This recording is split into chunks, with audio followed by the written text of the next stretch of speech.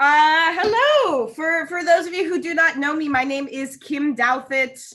I'm a tour guide at Spooked in Seattle. I'm one of our paranormal tour guides, but I'm also our true crime tour guide. I created the murder tour that will someday once again roam the streets of Pioneer Square. We hope, if we ever get out of this pandemic.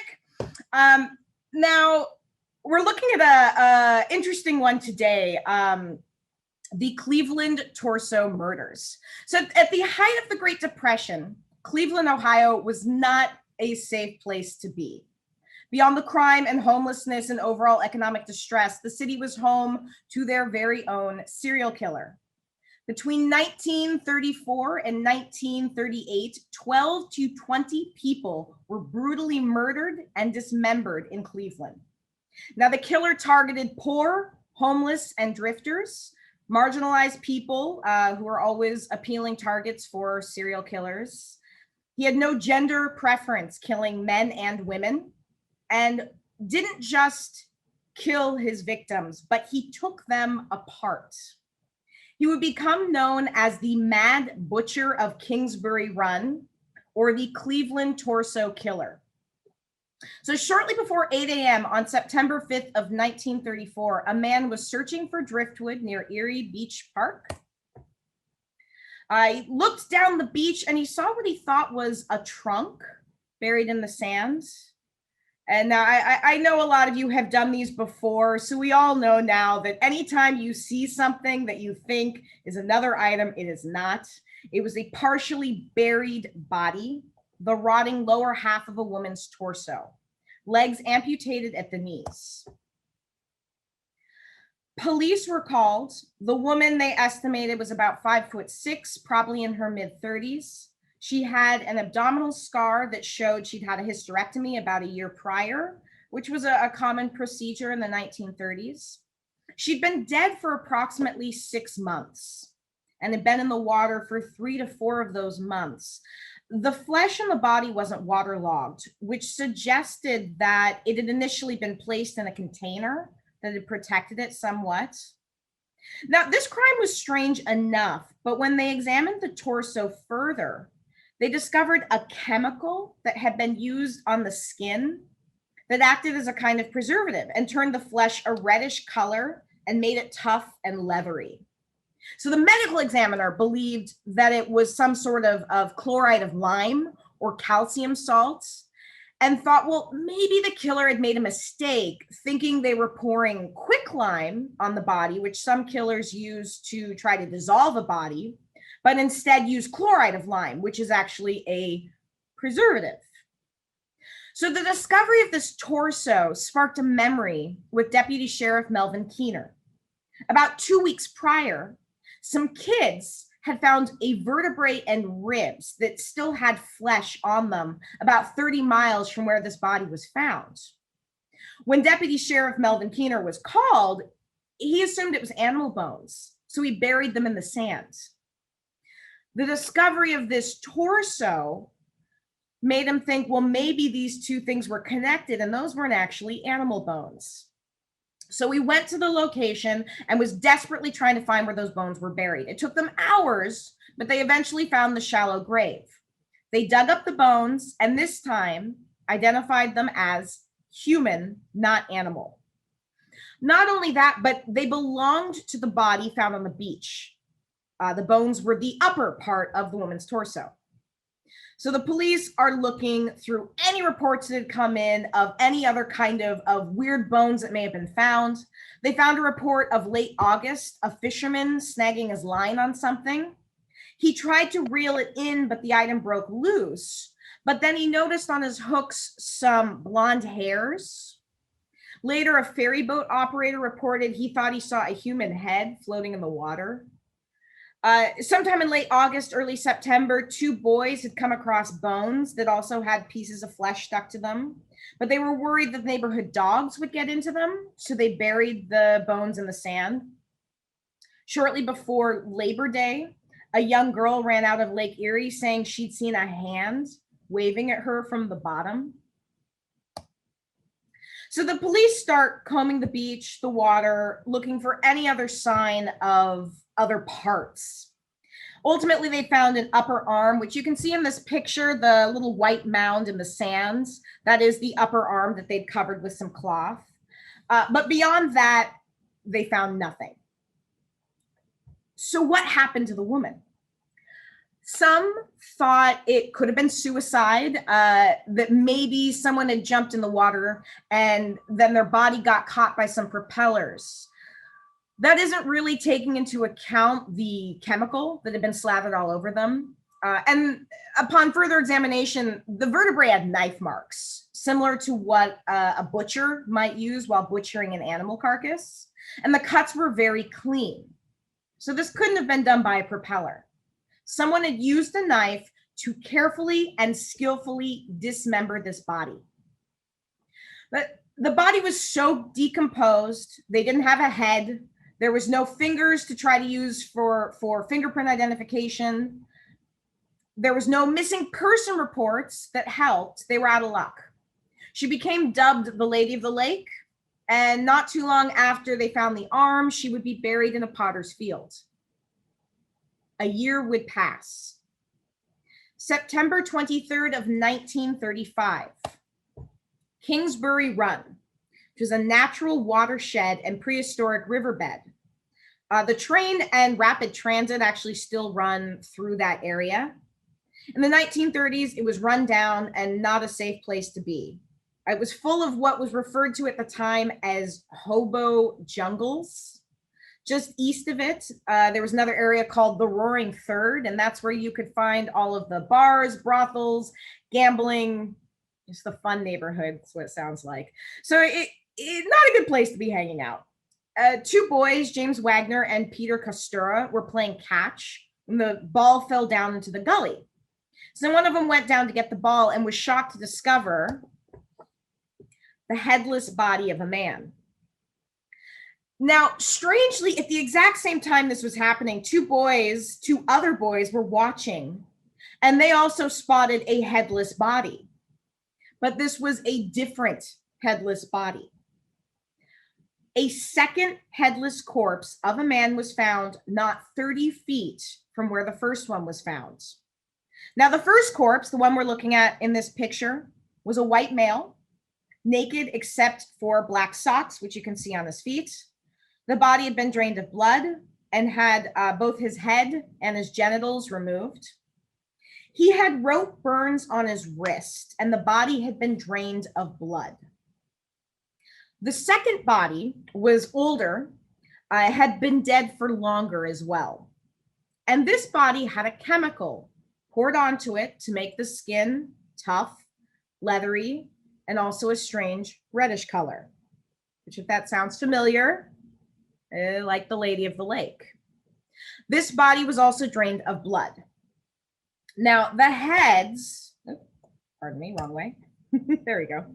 The heads we found near the bodies. The first victim they were able to get an identification was 29-year-old Edward Adrassi. He was well known by the local police. He had been arrested before. A railroad detective said of Adrassi was the type of fellow gives cop a lot of lip when he's questioned. Once I had to knock him down. So he had a little bit of a rough reputation in the area. But he was a handsome man, brown hair, blue eyes, had a reputation of being something of a ladies' man, but there was a lot of whispers that he was a sexual deviant and a homosexual. Now, Adrassi had been dead for 2 to 3 days. According to the coroner, this man's death resulted from decapitation with a sharp instrument. The fact that he had rope burns on his wrist led to a speculation that he had been conscious when he was decapitated. Now, this was something that stood out. In fact, one of the detectives who watched the autopsy commented, "That's odd. Usually, a murder kills by other means: stabbing, shooting, strangulation, poison. Sometimes, not often, the heads are removed to prevent identification, but almost never to kill. It's a hell of a job to remove a human head anyway." which that last sentence is a little odd. Like he speaks like someone who's maybe tried to do that once or twice. But it is a fair point to make.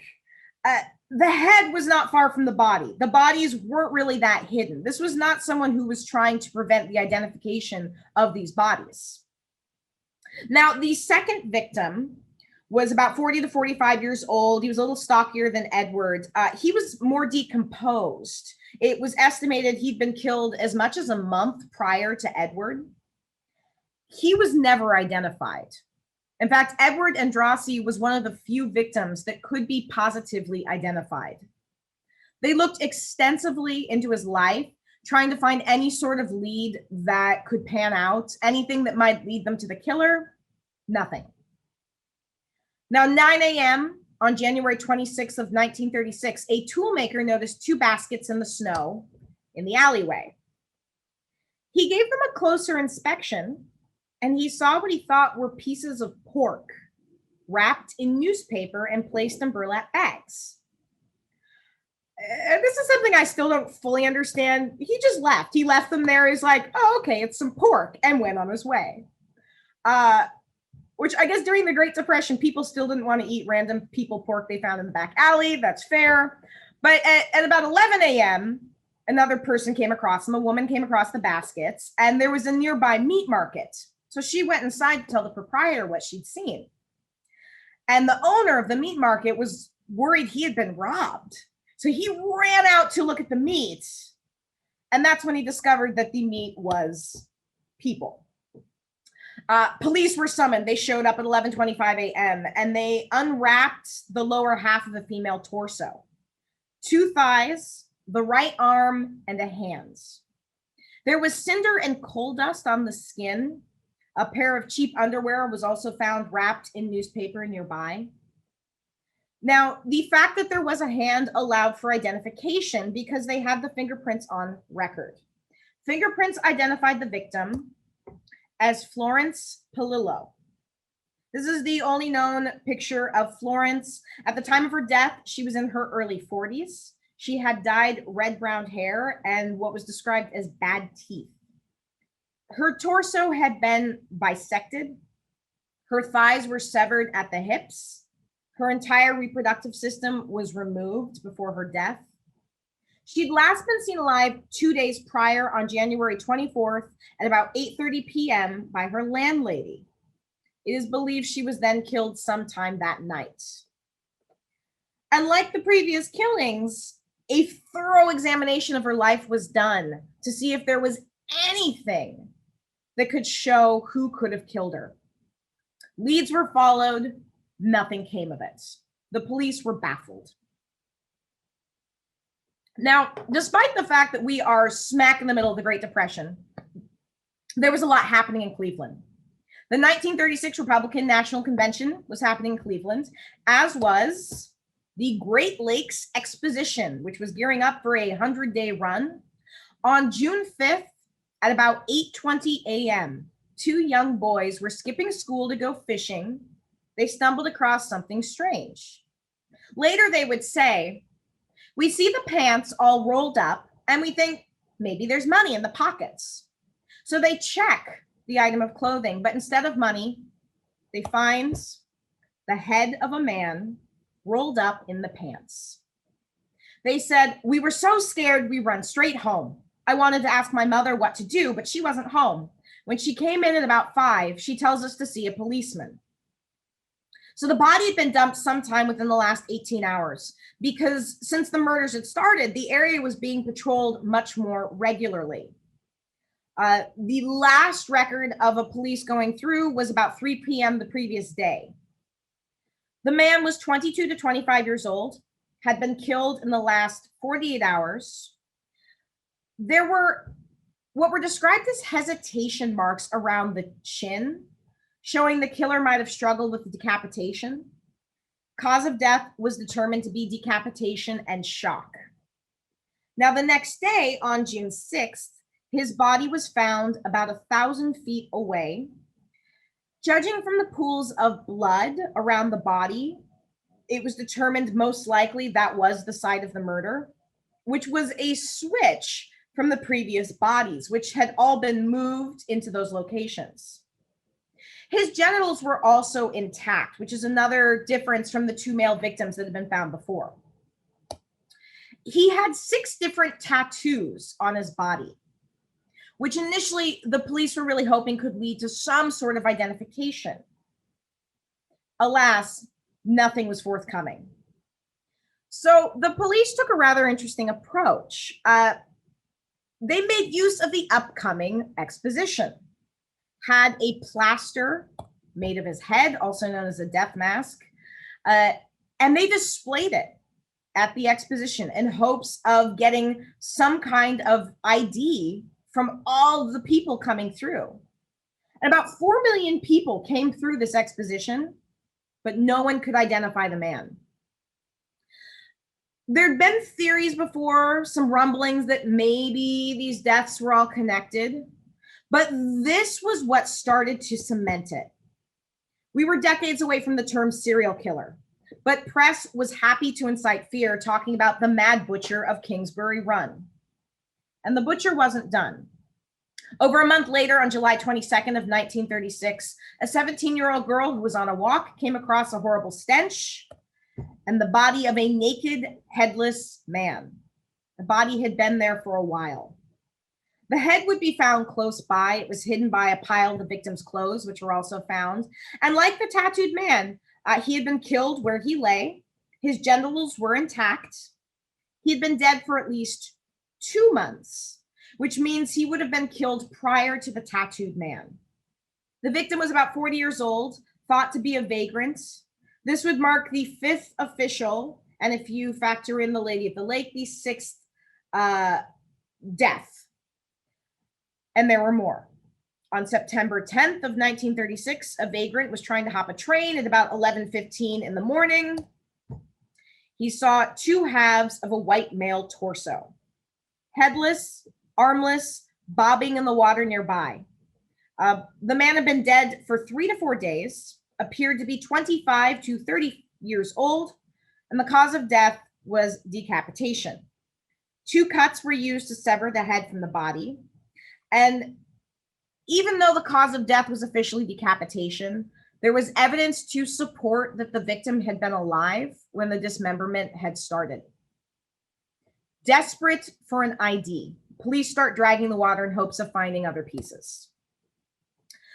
The dragging, and you can see in this picture, brought about over 600 spectators to watch. They were able to retrieve the lower half of each leg, and on September 12th, they found the left thigh. In an attempt to try and find a head or arm to identify the body, the pool was drained, but nothing was found. People are getting restless. Higher ups want answers. They want someone that they can arrest for these crimes. So enter one Eliot Ness. That's not right. Sorry. There he is. That's Eliot Ness. For those of you who are not familiar with Eliot Ness, he rose to fame during Prohibition, working to bring down Al Capone, with corruption of Chicago's law enforcement agents being a huge problem at the time. He went through the records of all the Prohibition agents to create a reliable team, which would become known as the Untouchables, which might spark a little bit of recognition with some of you. It became a series as well as a movie based on his memoirs. Ness and his team inflicted major financial damage on Capone's operations and ultimately led to Al Capone's indictment. On September 12th of 1936, the same day that the left thigh was found of the latest victim, Ness was brought in to take over the investigation of these murders. He was in charge at that point of he was the Cleveland safety director. However, Ness placed a lot of his attention on the corruption that was prevalent within the police department. That was really one of his specialties, was rooting out this corruption. In fact, he said in a speech he gave to the Cleveland Advertising Club, in any city where corruption continues, it follows that some officials are playing ball with the underworld. The dishonest public servant hiding behind a badge or political office is more detestable than any street criminal or mob boss. And I think this is really telling of how he viewed his approach to this crime. His approach was not necessarily to try to actively track down the leads, but to root out the corrupt cops, which is all well and good, but you have a string of serial murders. He did root out a massive amount of dirty cops and cleaned up the department, so that was good. He put 25 detectives on the case full time, including Detective Peter Merrithew, which I need to interject because these are two men who know how to direct a piercing gaze at the camera. I'm sorry, we just have to take a moment to appreciate this because not just anyone can look at a camera like that. All right, thank you for indulging me for a moment. So Detective Peter joins the case, was described affectionately by his family as a bulldog. He was tough, he was multilingual, and he was the perfect person to blend in to the rough area of Kingsbury Run. So he went undercover and he was hoping to find anything, any leads on this case. Over 1,500 people would be questioned, and it is to this day the largest investigation in Cleveland's history. Now, with Ness joining the case, new tips start flooding in because everybody knew Eliot Ness's name. New theories are popping up. My favorite theory and was from the head of the Federal Narcotic Bureau in Cleveland, Michael Collegeman. And he said that the killer must be addicted to marijuana because, quote, both the desire for a thrill and a homicidal obsession are easily induced by the loco weed cigarettes. This might explain why Washington State has so many serial killers. The widespread attention also shifted the focus over to Newcastle, Pennsylvania. Because in Newcastle, Pennsylvania, similar killings had been happening for over a decade. Since 1925, 7 murders, including 3 that were almost identical to the ones in Cleveland, had been committed. And in fact, on July 1st of 1936, the headless body of a naked man was found in an abandoned boxcar in Newcastle. And that was enough to catch Eliot Ness's attention. So he sent his assistant over to check it out. Now, despite the similarities in the cases, Ness was not fully convinced they were connected. So they're trying to piece together everything they can from evidence. The killer's male, has to have some level of strength to not only dismember the victims. Decapitation requires quite a bit of strength, but carrying all of the bodies from where he kills them to where he dumps them. Probably, given the precision of the cuts, has some sort of medical training or possibly a butcher. Also somebody who most likely lived local. But nothing. They are no closer to catching the killer than they were the first day of the investigation. And really, all they're doing now is waiting for the next body to drop.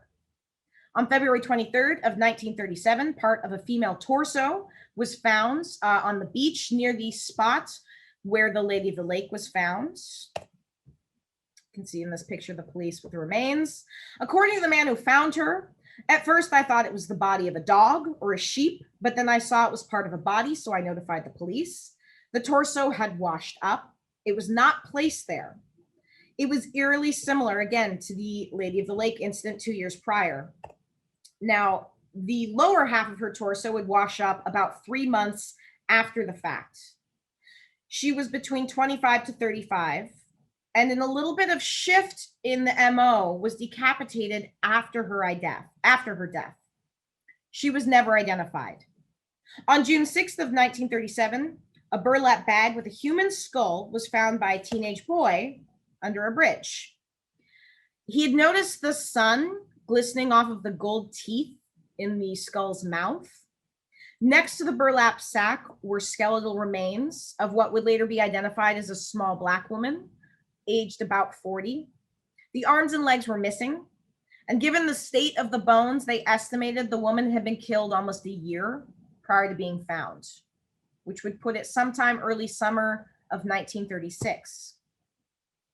This time, however, we did get a lead on her identity.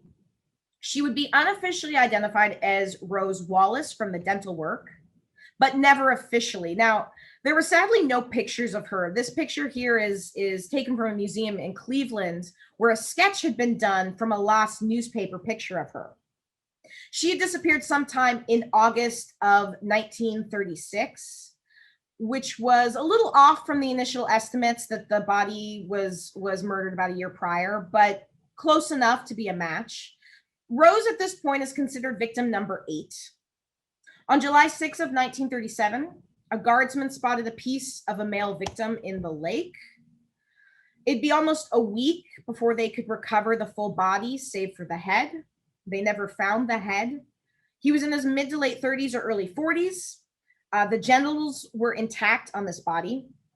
The pathologist Ruben Strauss noted evidence of considerably more hacking than seen in the previous torso cases. The abdomen had been gutted, the heart ripped out. The victim had been murdered about 48 hours before the pieces were discovered. And again, like most of the other victims, has never been identified. So detectives are tracking down any lead, but without any sort of identification on a lot of these victims, they're getting nowhere. And the public is frustrated, and they're making their frustration known. The next victim wouldn't be found until the following year, on April 7th of 1938, when a young worker saw what he thought was a dead fish in the river, which again, we know this by now. It's never a dead fish. It was half of a woman's leg. It had 6 blonde hairs stuck to it. Police immediately started combing the area for more pieces, but the 10th victim would have to wait over a month for other parts to be found. On May 2nd, police found 2 burlap sacks containing both parts of the torso and most of the rest of the legs. Now, this victim had morphine in her system. It was hard to determine if that was because she had been drugged or if the killer had targeted an addict, and she was never identified. This is not looking good for Ness, who still has no viable suspects or leads. On August 16th of 1938, 2 bodies were found within view of Eliot Ness's window. 2 men were looking through a junk heap in hopes of finding something they could scavenge, and they came across a bundle of human bones. They found a police officer. They searched the site. They found a torso, thighs, and head nearby. A little digging also revealed arms and legs. The victim was a woman, 30 to 40 years old. She'd been dead an estimated 4 to 6 months. And one of the things that was interesting was the varying levels of decay. Parts of the body were much more preserved than others, as you can see in these pictures. As police were digging through the area, they found, which also was not secure. They never secured this crime scene. They made an even more grisly discovery, which was more bones. There were 2 victims dumped here. In fact, according to one officer who found some of the pieces, found the pelvis bones, ribs, and vertebrae of a human being lying on the ground next to a can. So he went to place the bones inside the can so they'd stay all together, but then in the can found a human skull. The second victim was a male, 30 to 40, had been dead 7 to 9 months. And again, neither victim identified. So this was the final straw. The public is losing face. Eliot Ness is feeling the pressure from the lack of leads. He took action. On August 18th of 1938, 2 days after the 2 latest victims were found, at approximately 12:40 a.m., Ness and 35 officers raided the Hobo Jungles in Kingsbury Run. It took 11 squad cars, 2 police vans, 3 fire trucks, gathered up 63 people inhabiting the shanty town, and then burned it to the ground. As a precaution, they fingerprinted every person they rounded up in case they'd later become victims of the killer, to make it easier to identify. which is not really as comforting as they may have thought it would be. Please let us fingerprint you. So if you're murdered, we can figure out who you are. Thank you very much.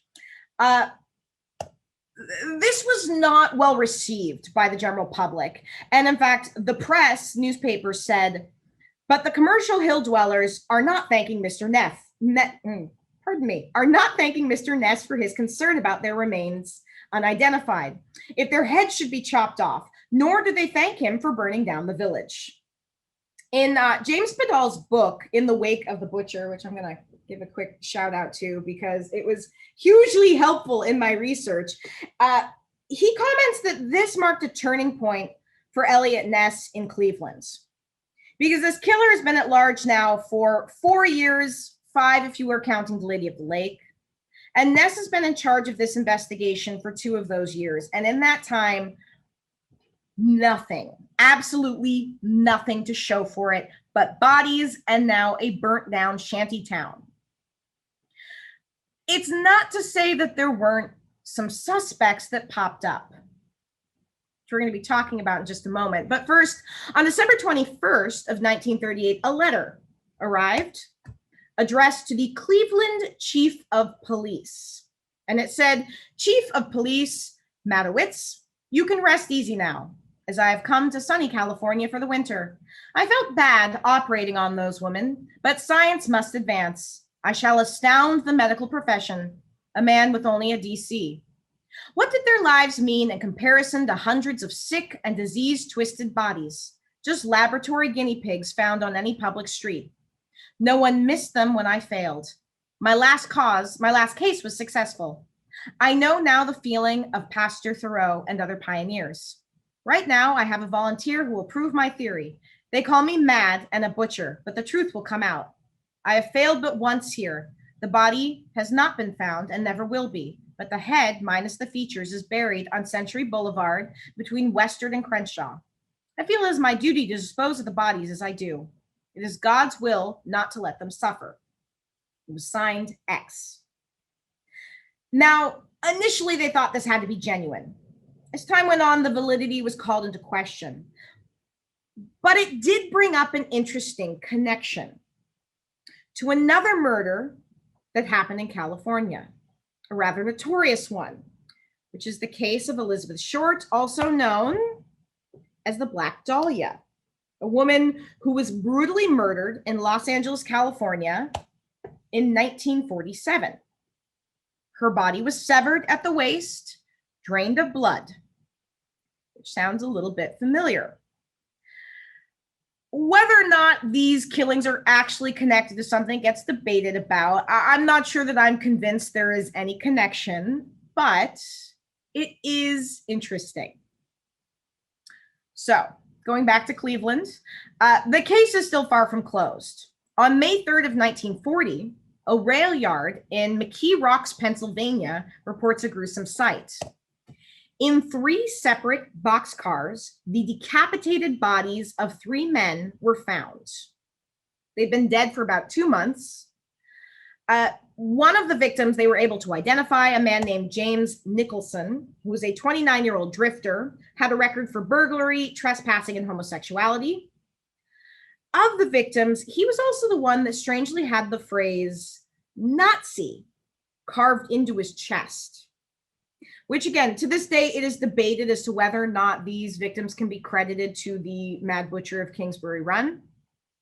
And there were other bodies that would pop up through the years, which brought another theory forward, which is this was not a single killer, but multiple killers, either working together or using the Cleveland murders to try and cover up their own crimes, which wouldn't be the first time something like that happens.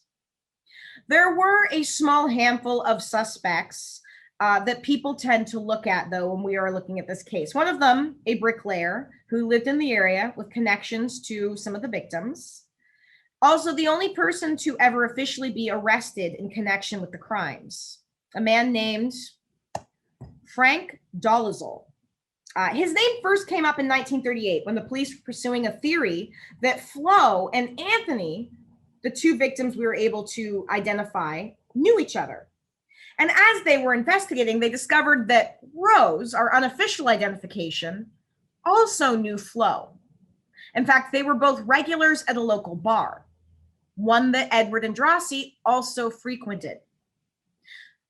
This led police to a man named Frank, who apparently knew the victims, possessed a large amount of butcher knives that he used to threaten people who annoyed him. Come on, who hasn't done that once or twice? But this rang some alarm bells, and police identified him, and they went to question him. Found out that even though he currently worked as a bricklayer, at one time, he'd worked in a slaughterhouse. So he was arrested on July 5th of 1939. And what happens during his interrogation is horrific because he was questioned for 2 days. He was denied food.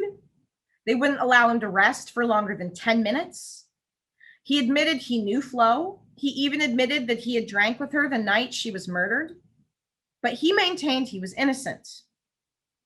During the interrogation, he was beaten, and eventually he did confess. And of course, as soon as he confessed, wouldn't you know, all these other pieces strangely start falling into place. New people coming forward saying, oh yeah, I think I saw him with victims, or I had a weird encounter with him. Anything they could use to connect him, they were using. However, one person not convinced was Detective Peter Marylou, who was one of the first ones to point out all of the inconsistencies.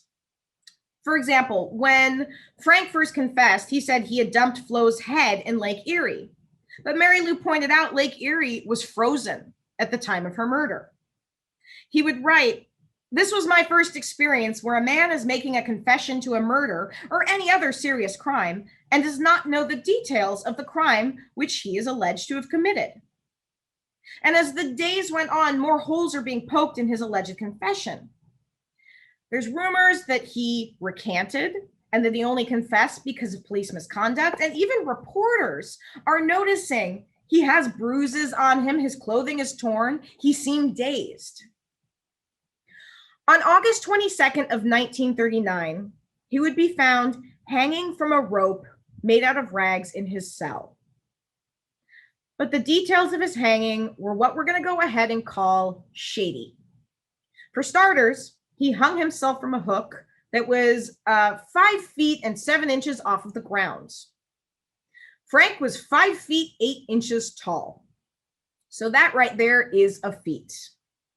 And there's the guards who discovered his body, saying that they'd only been away from their post for a couple minutes. But asphyxiation would have taken 12 to 15 minutes. When they performed an autopsy on the body, they found 6 broken ribs, 3 on each side. An inquest was held. Ultimately, death by suicide was maintained, but the sheriffs, they acknowledged the sheriff's office had beaten him. So I guess that's something. For most people who look at this case, Dolezal was innocent and just another victim, really, of the butcher by proxy. And there's our other suspect we're going to talk about, though. The one that Eliot Ness himself believed to his dying day was responsible for these murders. And that is Dr. Francis Edward Sweeney. He was born on May 5th of 1894, grew up in a family full of tragedy. His siblings died. His mother died of heart failure when he was 9. By 1910, when he was 16, his father was confined to a hospital with tuberculosis, and he would ultimately die in a mental hospital in 1923. Sweeney was a very intelligent man, though. In 1917, he joined the army, went to war in Europe, served for 2 years in medical supply, and some sources even said he took part in a number of field amputations. After the war, he went to medical school, married a nurse in 1927, graduated in 1928. They had 2 children and resided in Cleveland. But by 1934, his wife sued for divorce, citing Sweeney's escalating drinking, his abusive behavior, both physical as well as sexual. He was also neglecting his medical practice, disappearing for days at a time. And this is where things get extra weird because he kind of vanishes, save for some court filings popping up here and there, trying to have him declared insane. Now, it's not 100% clear how Sweeney first came on Eliot Ness's radar, but in May of 1938, he took rather unusual action against him. Because of Sweeney's high-profile family, he had a cousin who was one of Ness's political rivals, and also the lack of evidence, he couldn't officially arrest Sweeney. But he detained him using an alias. He referred to Sweeney as Gaylord Sondheim, and he confined him to a hotel room at the Cleveland Hotel. According to one of those who took part in the interrogation, Dr. Sweeney was so intoxicated and high when they picked him up, it took 3 days for him to come down. His behavior was wildly unpredictable. According to James Badal's book, he was grilled for about 8 hours a day for the first week when he was being held. Eliot Ness brought in Dr. Leonard Keeler, who is the inventor of the Keeler polygraph, which was supposedly the most accurate of the early polygraph machines, which I have to say my faith in that statement is low, but Dr. Keeler personally conducted the polygraph on Dr. Sweeney. As he started the test, he couldn't even get the first question out, asking Sweeney's name, before Sweeney, giddy, burst out with laughter, "Gaylord Sondheim." After the test was done, according to one witness, when Keeler got through, he said he was the man, no question about it. "I may as well throw my machine out the window if I say anything else." That being said, this was not an official arrest, and there was still a lack of evidence because Ness confronts Sweeney and said, "I think you killed those people." And Sweeney's response was, "Prove it." And he had him there. He had to let him go. He couldn't keep him in this hotel forever. He kept an eye on him. And about a week after Ness conducted his raids on the Hobo Jungle, Sweeney applied for residence at the Soldiers and Sailors Home. And this is another time where records start to get a little shady. There's not a whole lot to go on about where he was being moved to, but it seems like he was mostly hospitalized. And by 1956, he was diagnosed with schizophrenia. And this is where the obsession turned, because during his hospitalization, he became obsessed with Eliot Ness. He started sending a series of bizarre letters and postcards, only a small handful still exist, to Eliot Ness. Now, Ness died in 1957. Sweeney died in 1964. Because Sweeney was never a formal suspect, it's hard to say if there was any other additional evidence Ness may have had. But Sweeney was always his make for the butcher, and for a lot of people remains the number one suspect, or the person that most definitely did it. There was a handful of other suspects on the table. One of the most frustrating things about this case, and when I was researching it, something that was kind of frustrating, is there really is almost no evidence. There's next to no witnesses, nothing physical, at least not that was detected at the time of the crimes, which means we can only speculate, and speculation is not evidence. Today, the official victim count lies 12 to 13, whether or not we include the Lady of the Lake, going as high as 20 if we include the Newcastle murders. But who's to say there weren't more? Or that there wasn't, again, more than one killer. And this is a case that will probably never be fully solved, which is why it is so frustrating to look at. I'm someone who likes answers. Unsolved cases like this drive me crazy, because even when a case is unsolved, a lot of times we still have someone we think probably did it, and we can't say that with this case. It's also frustrating because of how many of the victims remained unidentified, which means they never got their justice, and their families were left worrying and wondering their entire lives. Sadly, also, most of the original files for this case were either destroyed or have been missing for years. So nothing new is most likely to come up. And that is the story of the Mad Butcher of Kingsbury Run. I want to thank you all for listening. I we have our tea and true crimes about once a month, usually the third Sunday every month. I'll be taking some questions in just a moment. Tipping is never necessary. It's always appreciated. You can see my Venmo there at Kim-Douthit. We will be opening up for some questions, but first, Mark, do we have any other things other than tea and true crime coming up you want to give a shout out to? No. Oh. Well, fine then. All right. Stop my share right there. Are there questions or observations or comments or theories? Who do you think did it? What brought them to see Sweeney as a suspect?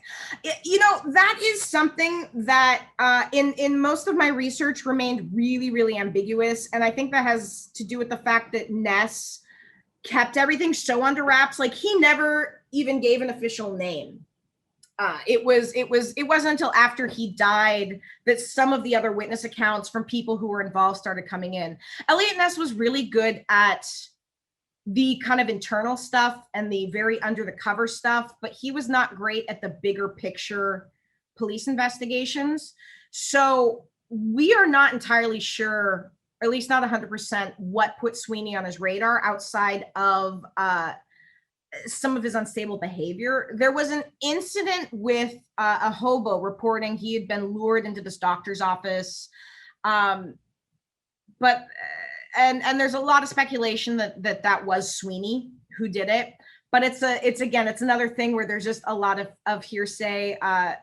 There's doubt cast on the account from the man who gave it. There was nothing. He never formally identified Sweeney or anyone for it. It's a case that's just really frustrating because there's no answers. And so even when researching it, it was a lot of me being like, another dead body and nothing, and another dead body and nothing. Oh, cool. Really? Nothing? No suspects? Nothing?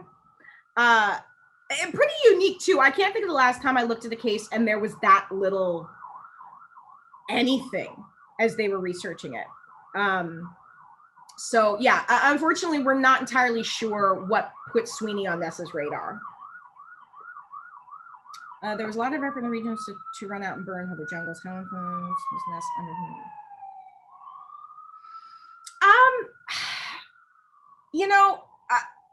I don't think very, because and it's funny because I couldn't read about it without drawing a few comparisons to the tent cities in Seattle, which there is a lot of pressure from local businesses to move those, but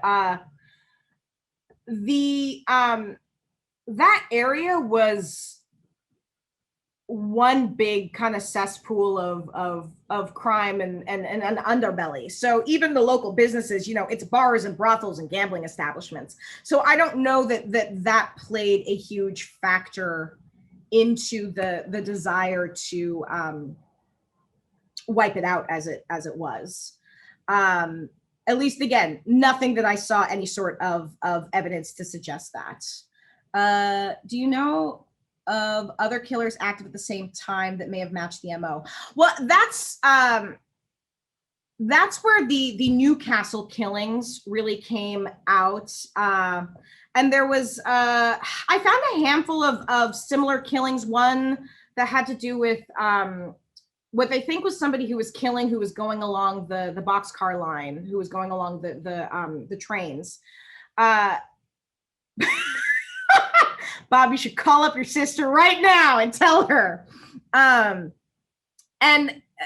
the thing is that at that point, almost any killing that happened, they would sort of put up against, or that matched the MO in any way they put up against. There was a man that was killed, probably a good 10 years after the fact, who gets looked at as a possible victim. His name was Robertson, I think, which I didn't get into because, again, I think at some point you start to grasp at straws with some of the victims. Like, I have to say, even of the 12 confirmed, there's a couple I look at and wonder if they're actually connected or if it was a separate killer. So outside of the Newcastle ones, which were definitely sort of their own thing, and the swamp? There was a Kentucky butcher. The Kentucky butcher was sometimes linked to Cleveland. There was questions to whether or not the Kentucky butcher and the Cleveland torso killer were the same person. But again, it's all purely speculation. In that letter, you said there was a body part buried in a specific location. They never found anything. No, they searched far and wide and found absolutely nothing. So that was part of why they kind of started to think it was a crackpot letter. They got a lot of crackpot letters, but they paid more attention to that one, I think, because it was so specific. But no, nothing was ever found. Other questions, thoughts, comments?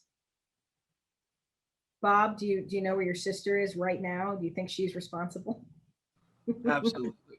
Yeah. Tell her. Her husband. So, yeah.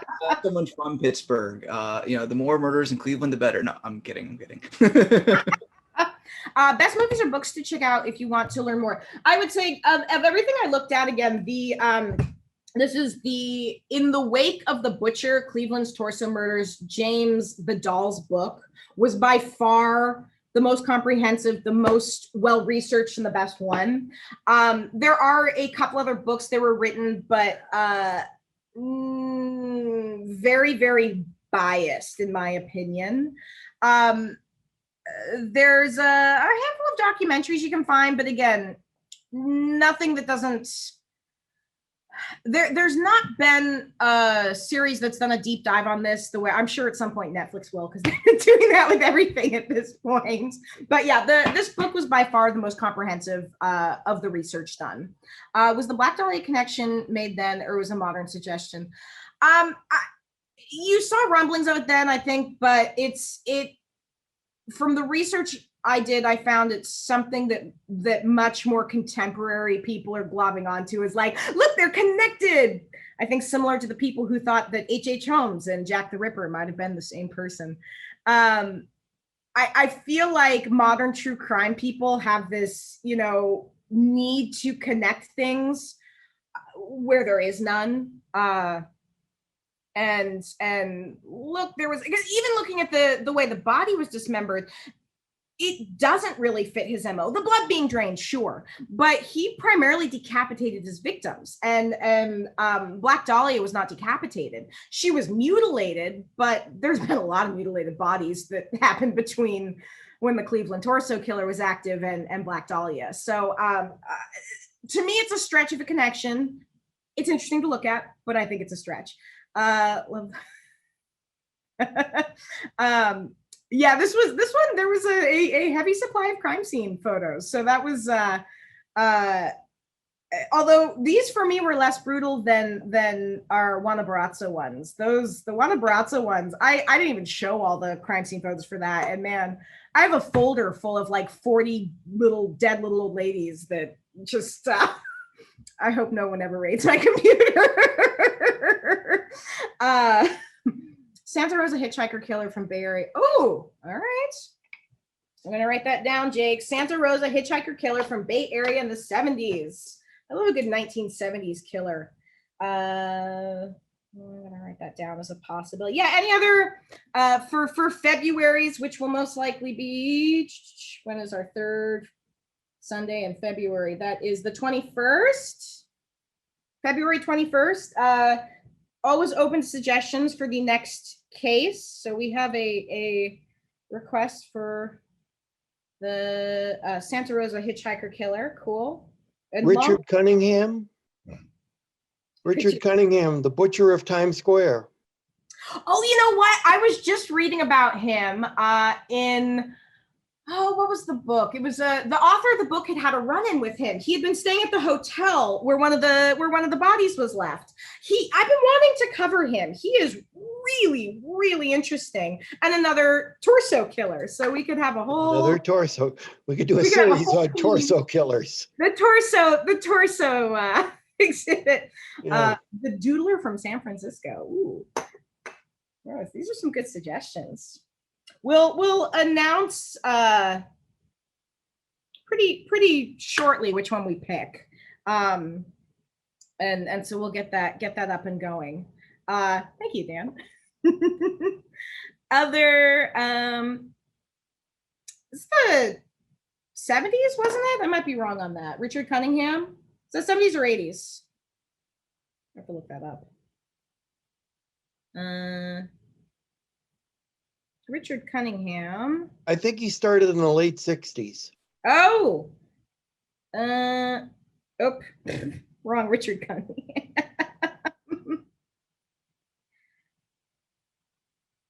Let's see. Times Square Torso Ripper. Wasn't he on Happy Days?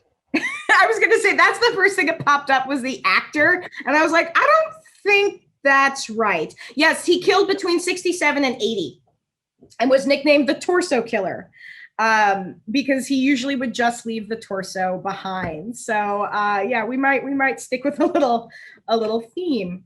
Oh, he's still alive. Cool. Your new pen pal. My new pen pal. I can never have too many pen pals. I know there was also a husband and wife team. I forget what their names were. There's been a couple. There was the one in that horrible. Well, that was in New York. That was Canada, and that was a pretty recent one. Yeah, the Giggler from Boston. That one's creepy, man. There's some great suggestions here. I love some of the more vintage cases too. Yes, BTK wrote me. Let's see, it's I'm gonna need to put a new address down for any serial killer correspondence, or maybe not. All right, so I got some good suggestions for our next one. Wonderful. Are there any other questions or last thought? Have you watched the Netflix thing on the Night Stalker yet? Curious. I've been researching and putting together a PowerPoint, Mark. I don't have time. Oh, I finished it last night. It's only 4 episodes. It was really good, but it brought back a lot of memories for me because I moved to LA in May of 1985 originally, and that was all happening at that time. And I was so sure that because I'd never, I'm from Portland, Maine, and we didn't, that I know of, we didn't have any serial killers, so that was my first experience with something like that. And I was so sure he was going to crawl through our window at night and kill us, It was pretty frightening, and it brought back a lot of memories because I remember when they caught him. I remember that day when they caught him. I saw it on television, and it's like, oh, that's right. They caught him in a neighborhood and they beat him. And yeah. It's really good. So if you haven't seen it, then you should watch it because it's really good. And Mark, I'll have you know, there was a serial killer in Maine, a man named John Joubert. Really? When was this? He was killing, his first murder was 82. Really? Yeah, he killed an 11-year-old who'd gone jogging on a trail in Portland, Maine. Really? Uh-huh. I never heard of that. Yeah, I remember. I'm going to put him on my list. Now I'm kind of curious. Look what you've done. He was a serial killer? How many people did he kill? Only 3 before he was caught. So that's probably why there wasn't as much attention on him. Huh. And he was executed in the 90s. So, but no, I'm kind of curious. Interesting. Never heard of it that I remember. I mean, I may have heard of it then, but I don't remember. I don't recall it. I will say, going through a couple of my books that are collections of serial killers, there's a lot more than people even think. In fact, I was reading a book earlier in the week that was looking at kind of the history of serial killers, and apparently between 1900 and 1950. 5 new serial killers were appearing on average every 2 years. So, which is, that's a lot. That's not a small amount. And then again, I have kind of a particular enjoyment for some of the lost serial killers, or the ones that don't get talked about as much. So, I do cover single one-time murders. In fact, I've been wanting to cover Jeremy Bamber for a while. That case is really interesting. That's the White House Farm murders. I just got a new book on it, so that might inspire me to bump that up in covering it for a teen true crime. But I'm open to covering any single one-time murders. I think the last number of the last ones have been serial killers, but I covered Mary Bell back when we were still doing stuff in person, who was not technically considered a serial killer. 2009 murder of Teresa Butts. You know, I haven't, and I'd be willing to look at it. I get a little nervous covering some of the more contemporary ones out of respect for families. But that is a really interesting case. Put on my list. Yeah, I've looked at doing the Villisca axe murder. It is a little overdone, but it is, you're right, a really interesting case. And it got brought up in the book I was reading recently, The Man from the Train, which is about a series. I read that. Yeah, the series of axe killings that have been happening. Martina, you and I should talk.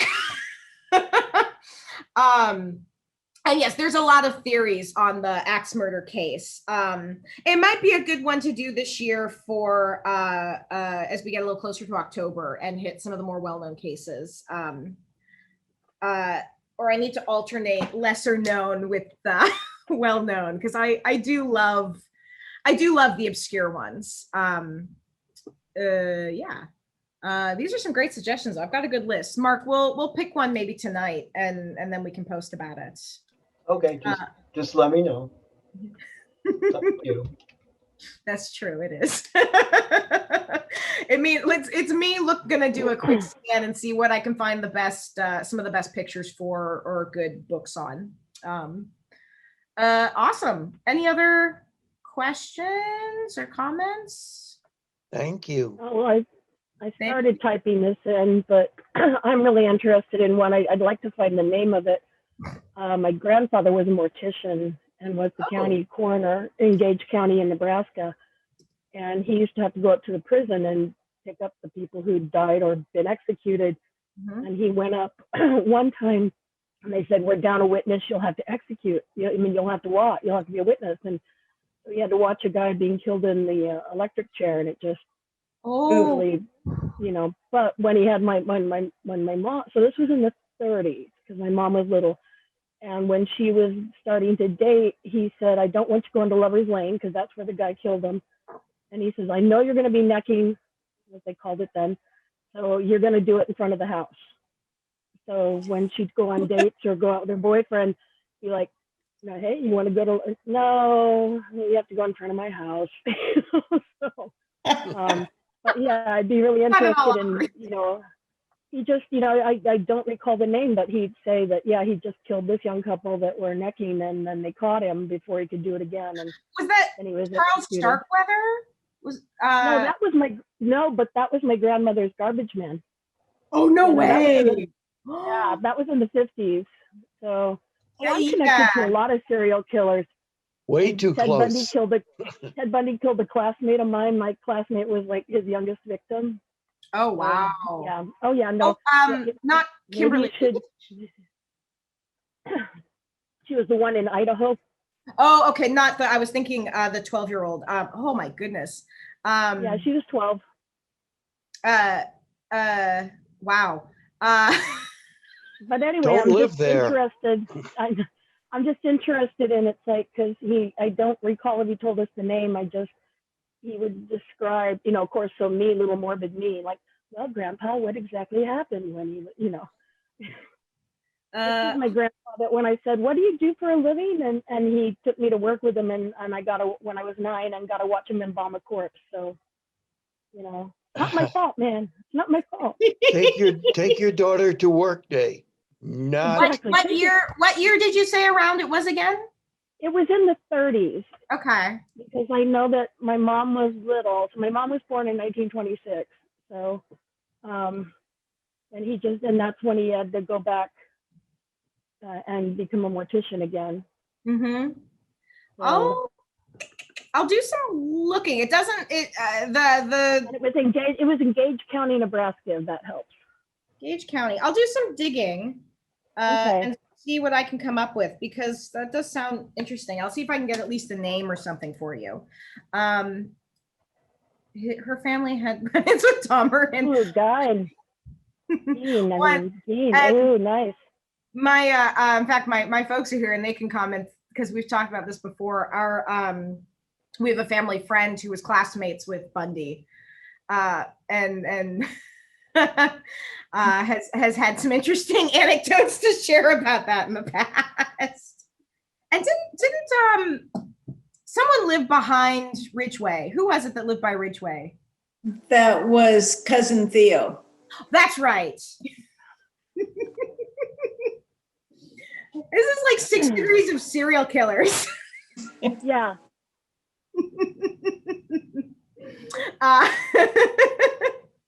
But yeah, Andrea, I'm gonna do some digging, and I'll message you and see what I can come up with, because Okay. I've got a couple other sites that I look at, and some for some old killings, and now I'm intrigued, because I hate not knowing things. Awesome. Well, Can I just say, Yeah. when we get the events up, Dan made a comment about sharing on Seattle horror filmmakers on Facebook, and so I just want to mention, I'm not always good about posting stuff in other places. So if you see the events, feel free to share it to any group or page or whatever that you think somebody might be interested, because it helps us to get the word out. And I think this is probably the best turnout that we had like 19 or something. So I think this is probably the best turnout that we've had, Thank you, everyone. at least recently. So anything that people can do to spread the word is helpful. We very much appreciate it, and thank you everyone for coming out today. And we'll have our next one posted soon, and I got a good list to pull something from. Thank you. Yeah, thank you.